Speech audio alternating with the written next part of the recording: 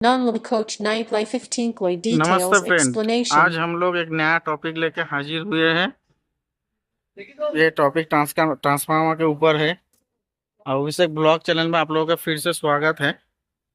आज हम लोगों के साथ एक टेक्नीशियन होंगे जो ये ट्रांसफार्मर के बारे में आप लोगों को थोड़ा बोलेंगे। वही हम लोग अब देख लेते हैं। रियल में ज़्यादातर जो ट्रांसफार्मर यूज किया जाता है वो स्टार कनेक्शन होता है उसमें। लेकिन शुरू में जब एलएचबी आया था उस टाइम 60 के लिए ट्रांसफार्मर यूज होता था। उसके बाद पेंटिंग जिसमें रहता है चेयर करने 15 एम्पियर का ट्रांसफार्मर यूज होता था। अभी ये जो कोर्स है इलेक्स में 9 केवीए ट्रांसफार्मर यूज होता है। ये तो स्टार कनेक्शन वाला ये है ट्रांसफार्मर है। स्टेप डाउन और स्टेप अप दोनों होता है। तो यहाँ से कनेक्शन शुरू होता है, आर्टिंग डिवाइस से यहाँ कनेक्शन आता है ये लोग थ्रू। और ये जो फ्यूज है इंसर्ट फ्यूज है 20 एम्पियर 750 वोल्टेज की ये 20 एम्पियर फ्यूज देता है। और यहाँ जो कनेक्शन है 190 वोल्टेज के लिए मोबाइल बेसिकली होता है मोबाइल चार्जिंग के लिए। यहाँ भी फ्यूज का रेटिंग होता है 25 एम्पियर रेटिंग का। और यहाँ जो है यहाँ 715 का ये सप्लाई यहाँ मिलता है ये डेलो ब्लू।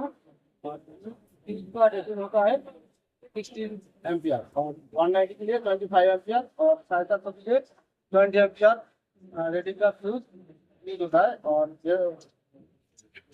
ये कनेक्टेड ट्रांसफार्मर है, इसलिए यहाँ से हम लोग न्यूट्रल मिल जाता है। न्यूट्रल का जरूरत होता है आरबीसी चलाने के लिए। 190 यूज होता है बेसिकली मोबाइल चार्जिंग के लिए।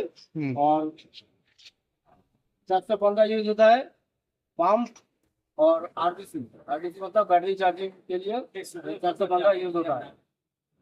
ये है मतलब अंदर का पार्ट है।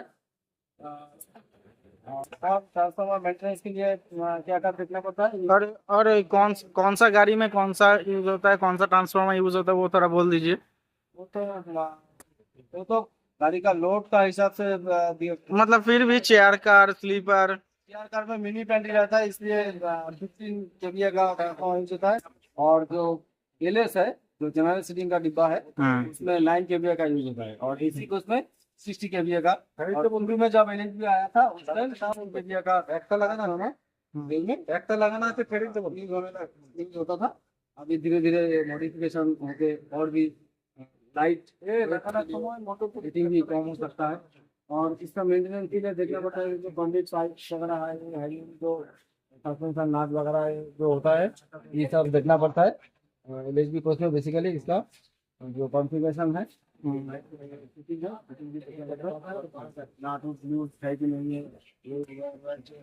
टाइपिंग भी चेक हम लोग करते हैं, यही सब मेंटेनेंस करना पड़ता है। थैंक यू दोस्तों।